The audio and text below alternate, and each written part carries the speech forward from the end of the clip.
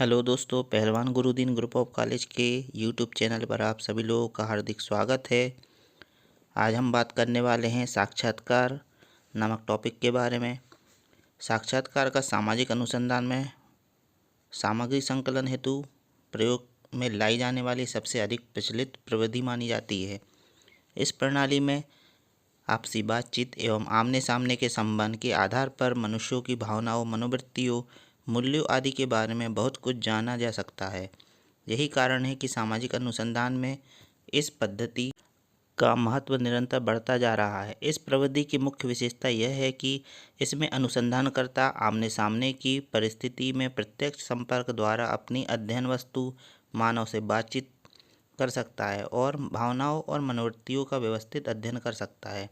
इस प्रकार साक्षात्कार वह व्यवस्थित प्रविधि है जिसमें साक्षात्कारकर्ता संबंधित व्यक्ति या व्यक्तियों से स्वयं मिलकर बातचीत करके एवं उत्तर प्रति उत्तर द्वारा किसी विषय में वास्तविक ज्ञान प्राप्त करने का प्रयास करता है। वास्तव में साक्षात्कार में दो से अधिक व्यक्ति किसी विशिष्ट व निश्चित उद्देश्य को सामने रखकर आमने सामने की परिस्थितियों में बातचीत और संवाद करते हैं। अब बात करते हैं साक्षात्कार की विशेषताओं के बारे में। तो साक्षात्कार में दो या दो से अधिक व्यक्ति आमने सामने होकर बातचीत, संवाद या उत्तर प्रति उत्तर में भाग लेते हैं। आमने सामने के प्राथमिक संबंधों द्वारा ही साक्षात्कार में भाग लिया जा सकता है। साक्षात्कार की प्रक्रिया में किसी विशिष्ट विषय पर बातचीत या वार्तालाप द्वारा जानकारी हासिल की जाती है। इस पद्धति की अंतिम विशेषता सामाजिक अनुसंधान के लिए सामग्री का संकलन करना होता है। अब बात करते हैं साक्षात्कार के उद्देश्य के बारे में। तो साक्षात्कार के दौरान साक्षात्कारकर्ता विभिन्न व्यक्तियों से संपर्क में आता है। इस प्रकार धीरे धीरे साक्षात्कारकर्ता का व्यक्तिगत और सामूहिक जीवन के बारे में अनुभव बढ़ता है और विभिन्न सामाजिक क्रियाओं के बारे में नवीन दृष्टिकोण पनपता है। यह सब परिस्थितियाँ विभिन्न उपकल्पनाओं के निर्माण में बहुत महत्वपूर्ण साधन के रूप में कार्य करती हैं। साक्षात्कार में साक्षात्कारकर्ता व्यक्तियों से संपर्क करता है, अतः ऐसी स्थिति में व्यक्तियों की आंतरिक भावनाओं, इच्छाओं, रुचियों, कलह आदि के बारे में महत्वपूर्ण और वास्तविक सामग्री का संकलन सुविधाजनक रूप से प्राप्त हो जाता है।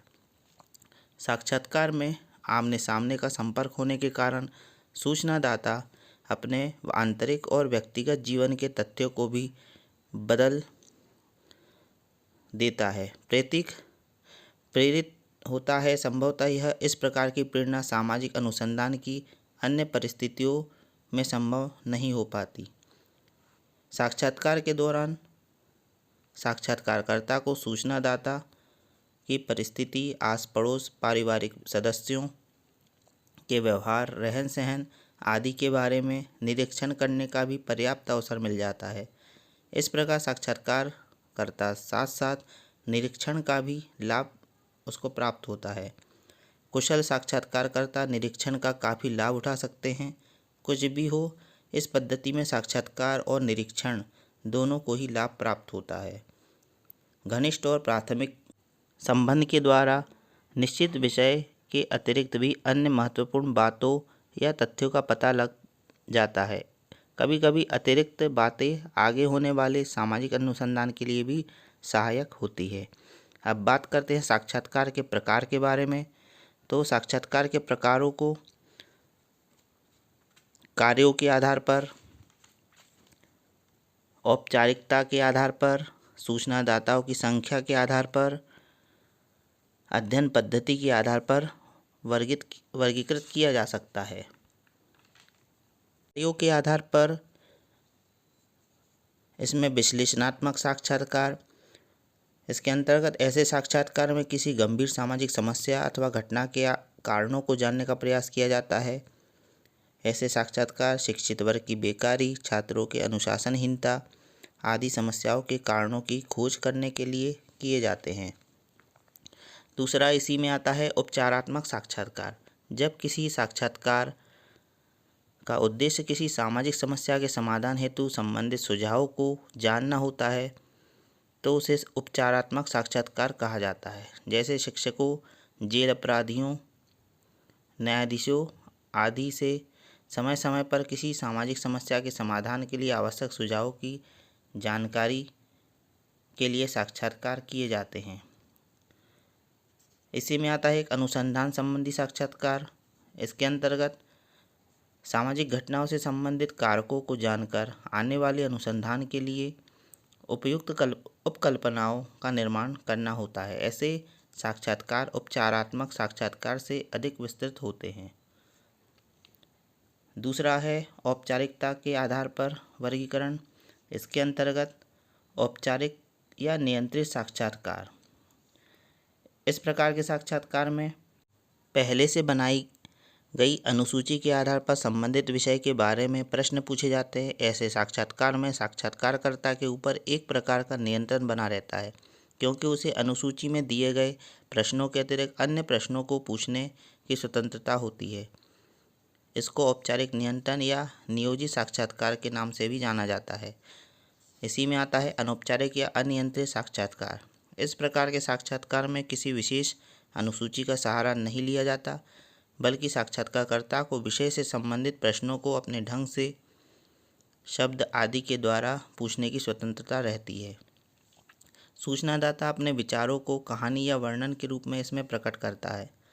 इस कहानी या वर्णन के आधार पर साक्षात्कारकर्ता निष्कर्ष निकालता है। तीसरा है सूचनादाताओं की संख्या के आधार पर वर्गीकरण। इसके अंतर्गत पहला आता है व्यक्तिगत साक्षात्कार। इस प्रकार के साक्षात्कार में एक समय में केवल एक ही सूचनादाता से साक्षात्कार किया जाता है। साक्षात्कारकर्ता व सूचनादाता दोनों ही प्रश्न तथा उत्तर देने में लगे रहते हैं। इसी में दूसरा है सामूहिक साक्षात्कार। इस साक्षात्कार में साक्षात्कारकर्ता का एक समय में एक ही स्थान पर एक से अधिक व्यक्तियों से संपर्क करता है और अनुसूची के अनुसार उन सभी व्यक्तियों से समस्या से संबंधित सूचनाएं संकलित कर देता है। इस प्रकार के साक्षात्कार में समूह के व्यक्तियों में से बारी बारी प्रश्न पूछे जाते हैं। इसके बाद आता है अध्ययन पद्धति के आधार पर वर्गीकरण। इसके अंतर्गत गैर निर्देशित साक्षात्कार। इस साक्षात्कार को अनियंत्रित या असंचालित साक्षात्कार भी कहा जाता है। इस साक्षात्कार में साक्षात्कारकर्ता सूचनादाता उत्तर देने के पूर्व स्वतंत्र होता है और साक्षात्कार सूचनादाता को बीच बीच में टोकता भी नहीं है। साक्षात्कार किसी पूर्व